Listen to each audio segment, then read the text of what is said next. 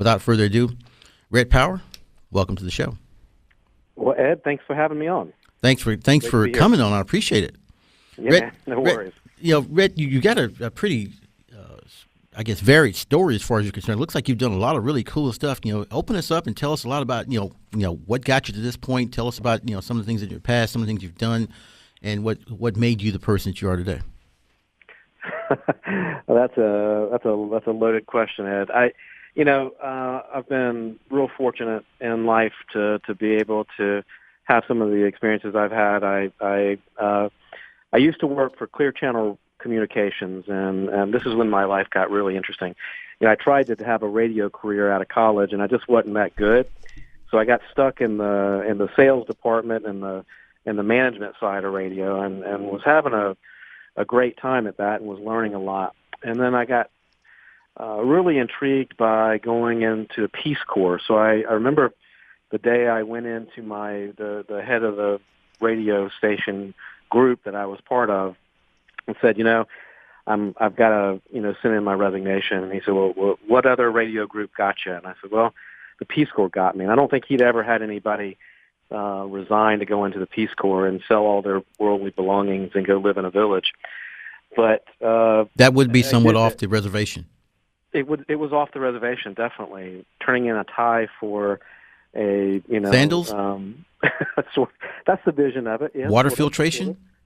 Sort of. That's right. That led me to where, to this 2.5-year experience living in Central Asia and in Uzbekistan. And that led me into really learning about, in the Peace Corps, I learned that I could do anything. And I learned so many skills that I attribute to success in business.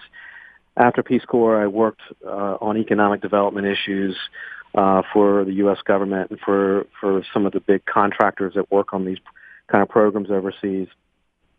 And in 2006, I started a company with a business partner, a colleague of mine, and we grew it was a small one-product company. It was located in Myrtle Beach, South Carolina, and we bought that company and we turned it into a global company that worked in 35 countries, manufactured toys for Toys R Us and the big toy retailers.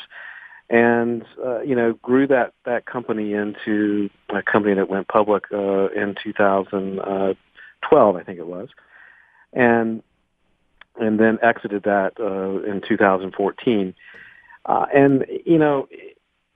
That company won over 40 awards for its toys.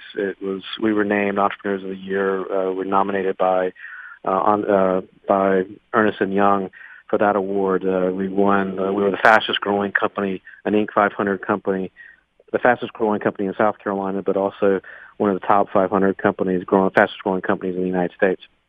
And I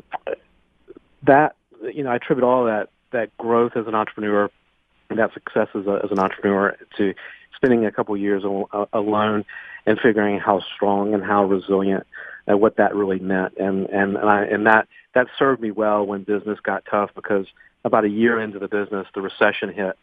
And so all of our growth actually happened during the recession. But those hard lessons learned overseas. Well, it says a lot about you as a person as far as growing the business during a downward cycle. It says a lot about your perseverance and some of the things you probably learned from people who are a little bit less fortunate in taking on the role of being in the Peace Corps. So with that, some of the things that you're a coach. You teach people how to be better versions of themselves. I do, right. What are some of the things that people from developing good habits that lead to great things, what are some of those things they can do? One of the things I see a lot, and there are several things I see a lot, and it's sort of repeated, particularly with the people that I work with, which tend to be new entrepreneurs. That's a space that I'm real familiar with and understand really well. And so some of the things I see are the ability to focus on, learning to focus on what's important, because it's very easy as an entrepreneur to get down into the weeds of all that's happening in the business, and I was guilty of it. Very guilty of it. And our business almost failed. We were almost bankrupt 2 years in, until we sort of stepped back and said, we've got to get out of the day-to-day. I mean, I was on the production line. I was driving product to stores.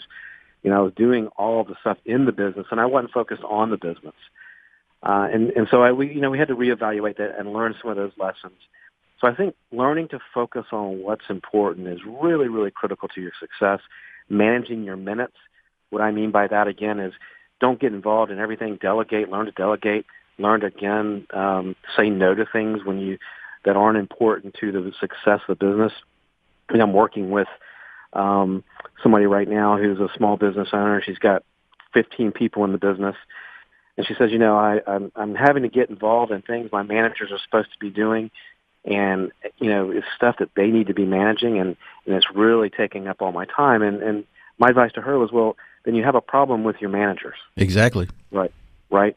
And if you're doing the job that you've hired them to do, then either you need to give them some more training and again, teach them how to do it, or they're the wrong people. Or she may not necessarily be holding them accountable for the things they're not doing that she expects them to do.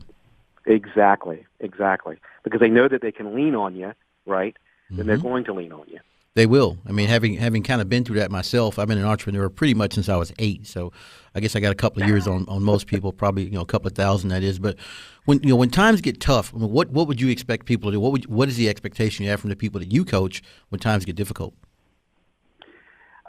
It's so easy to get down on yourself. It's so easy to second guess things. It's so easy to sort of throw in the towel and say, I guess this is not going to work. But your self-talk, and if you feel that way and you believe that, then you are going to fail. So I end up coaching people a lot on how they talk to themselves, how they break down their problems. No problem. Some problems are really big, and sometimes you have to break those problems down into other smaller things that you can fix to make progress toward the big problem. Right. It's the old how to eat an elephant. I think that's kind of part of it. And I think people do get kind of twisted. I want to leave some time to talk a little bit about the fact, obviously, you're a national director for the Habitat of Humanity, which you want to thank you for your service there, and also the Peace Corps. And talk to us about your latest book, the Entrepreneur Books of Actions. I mean, give us a little bit of a kind of a look at that. Tell us where we can get it. Tell us how we can contact you. Give us some ideas about how we can get some of the great ideas that you're bringing forward. Well, it's exactly some of the things that we've been talking about. Learning how to manage your time, manage your minutes, manage your money, learning how to work with your people and make sure that you're holding them accountable for the things that they should be doing, learning how to delegate. These are all things I had to learn the hard way. And I've got the worst case of ADD that you could possibly have. I've got the attention span of a gnat. And so this book or a millennial. is a little different. And I'm not a millennial. Yeah, I'm just kidding. 'Cause I have two of those. We're up against it here. We have about 30 seconds or so left. Okay. Yeah, obviously, if people are interested in going online, one, to get the book, two, to look at the things that Rhett brings to the table when it comes to coaching, how can they find you? They can find me at rhettpower.com, and that's RHETTPOWER.com. That goes directly to my coaching site, and also goes to the book site. And the book site can take you right down, and you can buy that book online. And that book helps you break down your habits and learn how to be more effective as a leader. Perfect. The name of the book, once again, from you? It's called The Entrepreneurship Book of Actions, and it was published by McGraw-Hill. It's actually on Amazon. It's got an audio version. It's got a Kindle version or an e-version, and it's also got the hardback version. And you can get that at Amazon.com, or you can just go straight to rhettpower.com and get it online. Perfect. Rhett, thank you very much for joining us today. I appreciate you sharing that with us. We'll look to have you back on the show at some other time, and I appreciate your time. Again, this is Ed Baxter at the CEO Money. We'll be right back with the Private Equity Moment. This section was sponsored by Lots of Yachts.